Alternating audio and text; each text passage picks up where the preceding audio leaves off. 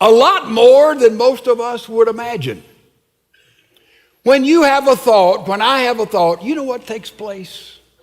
Immediately there is triggered in your brain and in my brain an electrochemical response that surges throughout our body, and electrical magnetic waves goes through every part of your being and every part of my being, because it's all linked up together when we have a single thought.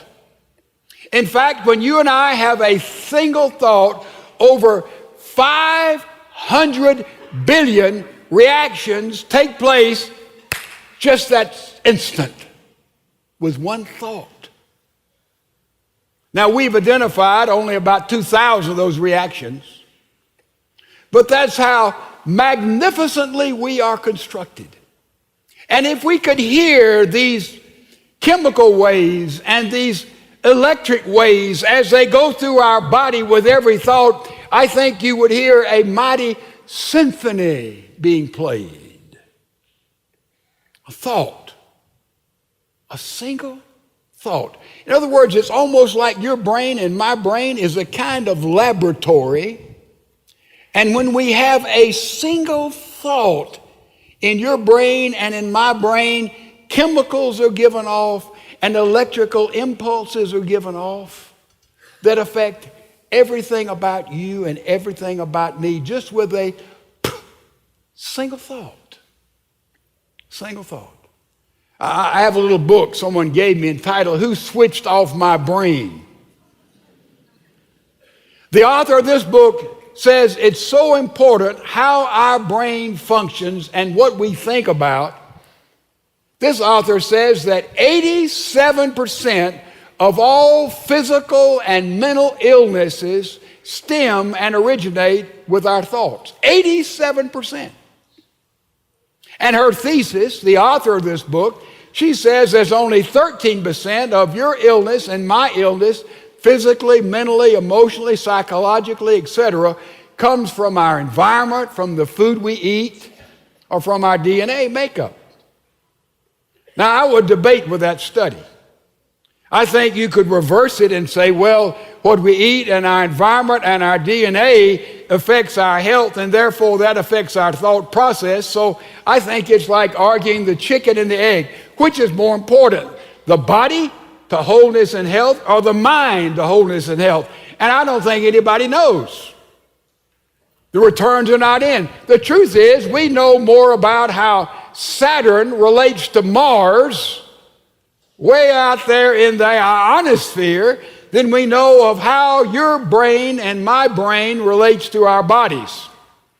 We still don't know very much about that. But we do know they are tied together. We know they are united, mind and body. And we've discovered that in marriage, it is the whole body and the whole life of a person engaging with someone of the opposite sex in marriage, and it takes place with a whole life and the whole body of the other person. You can't just have body to body, you also have to have life to life. Life to life, body to body is marriage. Body to body is adultery outside of marriage. And by the way, unless someone gets too pious here, you need to understand that every one of us here have broken every one of the commandments. Anybody want to debate that? That's what Jesus said. He took it away just from the physical act and said, in our minds,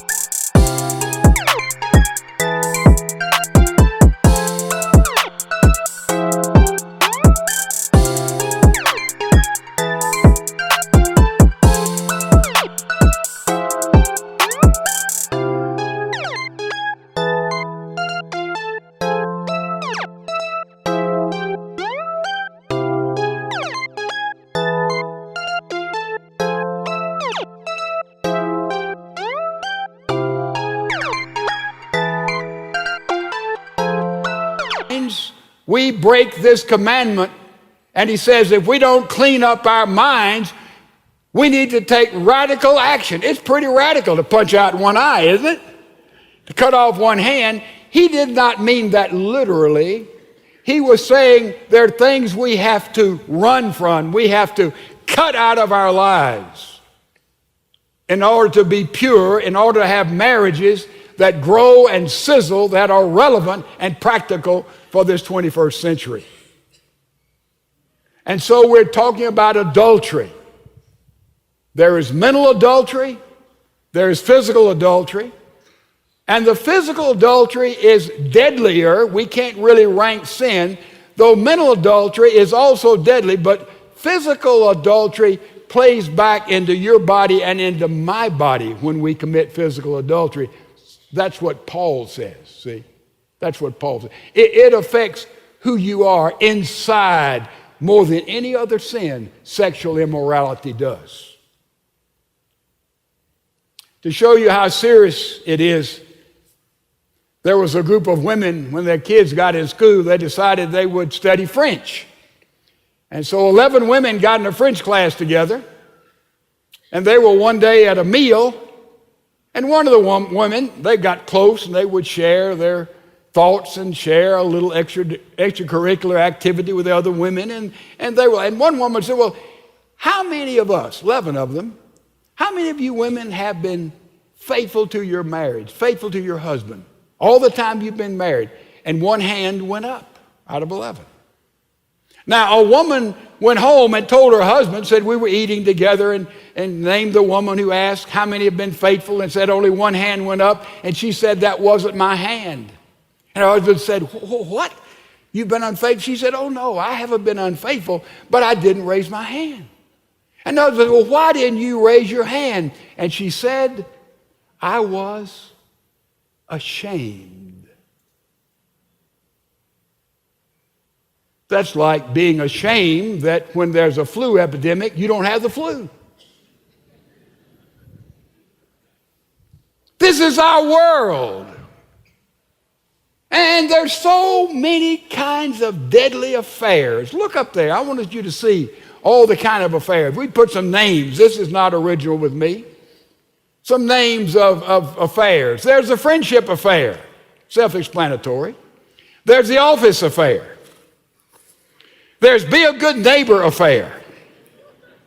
There's a cup of coffee affair. There's a seize the moment affair. There's the people helper affair. There's the old acquaintance affair. Stop right there for a minute. We have a counseling service in our church you may or may not know about. We have 12 psychotherapists, godly men and women, Christians who work in counseling. And they tell me that there is an epidemic of affairs that start with Facebook. They start online. Someone runs down someone they went to college, they went to high school with, someone they used to know in their hometown. They begin to talk and they exchange pictures with them, and they may even show it to their mate. But said this has led to so much immorality you wouldn't believe it. In fact, there's a lawyers group that specializes in divorce, and they just came out with this statistic. Said 81% of those who are trying to prove infidelity in their marriage have used Facebook and the correspondence that took on there. Therefore, in our counseling, you know what we say to every married person? Get off Facebook. Get out of all this junk because it leads you astray. It's happening over and over again in our culture.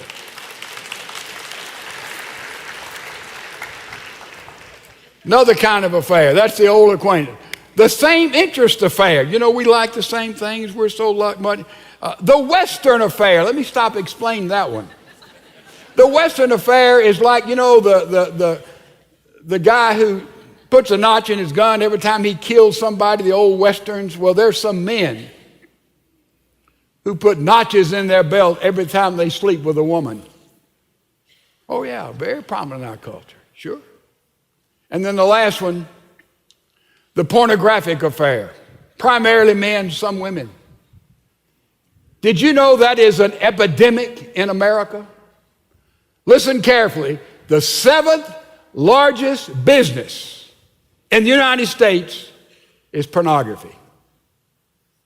And some believe it is the most profitable business in America today. And it touches Christians especially, all of us, but Christians especially, because it is pleasurable and it is secret. And we have the idea that it doesn't hurt anybody, forgetting that pornography is an adulterous endeavor that rips out your soul and will destroy the heart of your marriage, your Christian witness, and affect you and your family for years and years and years to come. It is highly addictive. What we hear, what we see, and it is a devastating habit and a deadly habit. We have hundreds of men right now in our church, in support groups, who are crying out for help, saying it's taken the very life and vitality out of them. As young boys, it was masturbation, and now it moves into pornography in another area, and it is deadly, gentlemen. Don't think there's no harm, no foul, that it affects the deepest part of your soul. Let's look at the three major causes. These are big categories. There are hundreds of causes of adultery, but I put them under three big categories. I think you could put all the other causes as subsets under this. Look at your screen. First of all, undeveloped emotion, undeveloped emotions. If you marry somebody who's still adolescent, if you marry somebody like that, that's a setup for adultery. By the way, these causes doesn't mean, well, I have a license for adultery. Don't make that mistake. I'm not saying that, man. I am saying these are general causes, general realms for adultery. So, undeveloped emotions, adolescent. What's an adolescent? Best definition I've ever heard, adolescent is someone who's split right in the middle. Someone on this side is an adult, on that side's a child. Teenagers, right? One minute a teenage girl will make a decision. You'll say, I'm so proud of her. She's made a big-time adult decision. And the next hour she'll make a decision that, she acts like she's 9 years old. That's an adolescent. And a lot of us have married adolescents. A lot of people marry adolescents. They've still got these emotional holds. All of us are not totally mature. I understand that. But some people are really, really immature in so many, many areas. For example, the area of being spoiled. If you married somebody else, their mom and dad, the sun would rise and set on that son and daughter. Boy, I'm going to give them anything and everything, and I want to provide for them and have the things I didn't have, and they're totally spoiled. If you married someone like that and they've had a token of success in life, that's a setup. They're a setup for somebody who says, well, I deserve this. I work hard and I am successful. I'm thinking of a couple, and he slept with a lot of kids when he was in high school, and he married this beautiful, wonderful girl, and they joined the church, and they had a couple of children. After about 3 years, he began to sleep around and go here and go there at meetings, and he became an adulterer. And finally it was discovered. And they asked him why, and in a counseling environment, and he said, is it problem with the kids? We got great kids. Problem with your wife? Oh no, I love her. We have wonderful love relationship together. Is it problem with your job? Oh no, I'm doing fine there. Is it problem? No, everything was great. Well then why are you unfaithful? And he finally said, well, I guess it's that forbidden fruit thing. Know about the forbidden fruit thing? Here's Adam and Eve in the Garden of Eden. God said, you can eat of the fruit of the trees of all these gardens, all these trees, thousands of trees. Man, isn't that enough for you, Adam? Except one, just one. Out of all the trees on the planet in a pristine environment, only one tree you can't eat out of, Adam. Oh, just that one? It's the forbidden fruit thing. Remember Candid Camera? Some of us remember that. Remember sometimes they'd walked down the street, and one, they had a wall there, and they had a big hole there, and it says, "Don't look through this hole." And they took pictures of people who walked by. Well, normally you wouldn't look through the hole, but don't. And they would look. The other day, in the hall of the church, they painted, and they put up a sign, "Wet paint." And I walked by in the morning, wet paint, and I came back by about an hour later, and it was still up, and I said, I wonder if that paint's dried. It had dried. There's something about prohibitions, isn't it? That's like kids, teenagers, adolescents. Don't you smoke? Well, you get a chance to smoke, and you're going to do it. Paul Tourné, the psychotherapist, said that children begin to grow up when they begin to do things in secret, not necessarily bad, secret from their parents, when they begin to have things they don't tell their parents, like a little girl. The parent said, "Now, when you go and walk across the street, make sure you walk on this side and not on that side." But her friend took her, and she walked on the street on that side, and she didn't tell her parents. See, that's a part of growing up. That's childishness. And a lot of people in marriages are still adolescents.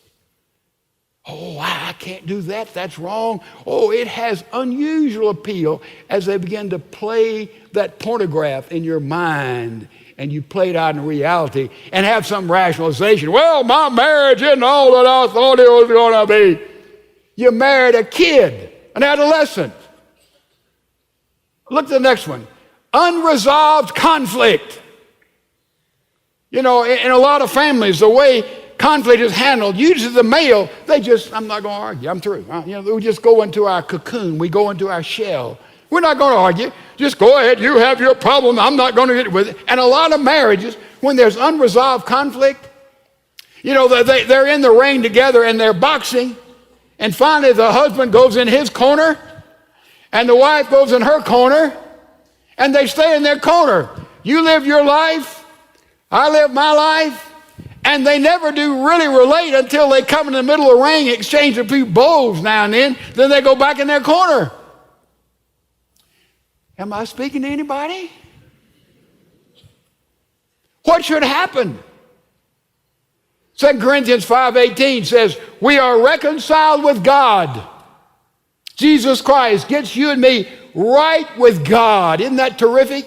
And therefore, because we get right with God, then we are to be in the business of reconciliation. What needs to happen to this man or woman in the corner? They need to say, "Oh God, revive my marriage, my heart." And they need to see where their involvement in silence or whatever the situation, and get right with God on their knees, and then get up and go and walk in the middle of the ring. If necessary, walk on the other side of the ring and try to find mutual reconciliation. There'll be conflicts. We've got to know how to resolve those conflicts in marriage. And the way to do it is not to bury it and cover it up and push it down. This is what happens. And a way to handle some of these conflicts. What are the conflicts over? Children, money, sex, schedule. A lot of things conflict. And how do we avoid some of that? Ephesians 4. Don't let the sun go down on your wrath. Man, don't go to sleep until you begin to talk, begin to get your hearts and lives together. Now, you have to stay up late a lot of nights. Joe Beth and I have. Don't go to sleep. Don't let the sun go down your wrath. When you let the sun, your heart is bruised over a conflict. One mate is bruised. You sleep on it the next morning, that bruised heart becomes a cold heart. You know how that is.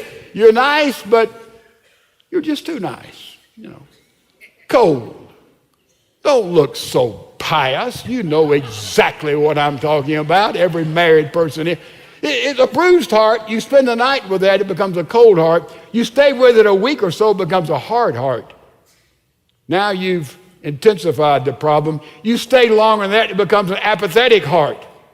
By the way, when a couple comes and they're fighting and arguing, that's an encouragement. It's when they come and they're apathetic. They say, I don't really care.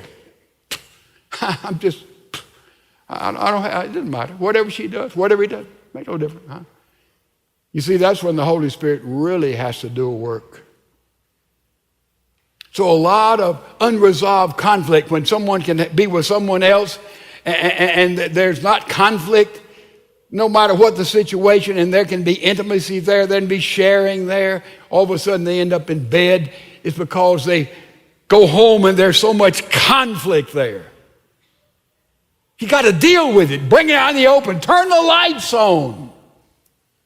Third thing, unmet needs. Everybody has needs. Everybody has needs.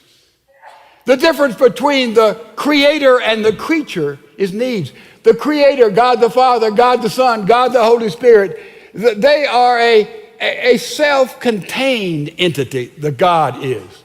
The Godhead is self-contained. There is all there to give the fullness. God doesn't need anything. God is a self-contingent being. We are contingent beings as human beings. Though we made in the image of God, we all have needs. A newborn babe has more needs than any other animal, remember, on this earth. A baby needs a longer time of care than any other animal. And when that child is growing, the little girl says, "Did I do good, Mom?" "You did good, Sarah." "Dad, I'm sorry. Oh, it's all right, Billy." They need support. And they have needs, all kinds of physical, emotional needs. We have to be there to hug and to help and to counsel and to laugh and to tease and to discipline. All those needs. When we grow up, do we have needs no longer? Certainly we have needs. Certainly we have needs. And we need appreciation. Wives, I want you to listen to me. You need appreciation, but your husband, men, need about 5 times more appreciation than women. I don't know why. We're just a weaker sex. We are. Gentlemen, we need more appreciation than women. Not that we shouldn't appreciate and admire women. Certainly that's a part of meeting their need. But men really need it. And when they come and see like it's only, man, what I can get out of you, what I want you to do, how you want. Also, in your wife or your husband, accept them the way they are. I thought for years I married the only woman in the world that couldn't be trained. We've got to quit trying to train them. Men and women, accept them. And that leads people into affairs because the mate is not accepting them, warts and all. And know that God will continue to do a work with them. God's not finished with them. He's not finished with you or me. There has to be acceptance, and there has to be affection. Genuine affection with one another. So this is the unmet needs that are there. And when these needs are not met, it sets anybody up for somebody else to come in and to destroy and to undercut that relationship. I want to say 2 things. I want to say these 2 things as dogmatically, as simply, but as powerfully as I can state them. 2 things. Write it in steel in your heart and your mind. I'm not going to stumble. I want to say simply 2 things to everybody here. Number 1, adultery is a cosmic sin. Because someone who destroys the trust in a marriage and the commitment of a marriage, 1 time, 10 times, or whatever, you have committed a cosmic sin, and you're saying that your pleasure or this moment in time goes against everything God has taught and everything God holds sacred. Adultery is a cosmic sin. It's no little picadillo or a little casual kind of liaison. Not at all. It's a cosmic sin. Number 2, adultery is not the unpardonable sin. Isn't that terrific? We've got to clean up our mind. There's that mental adultery. Some have to clean up their whole bodies. There is that physical adultery.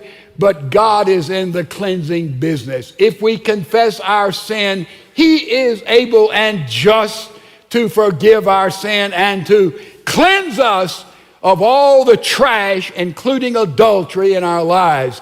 That's the grace of God. Adultery is a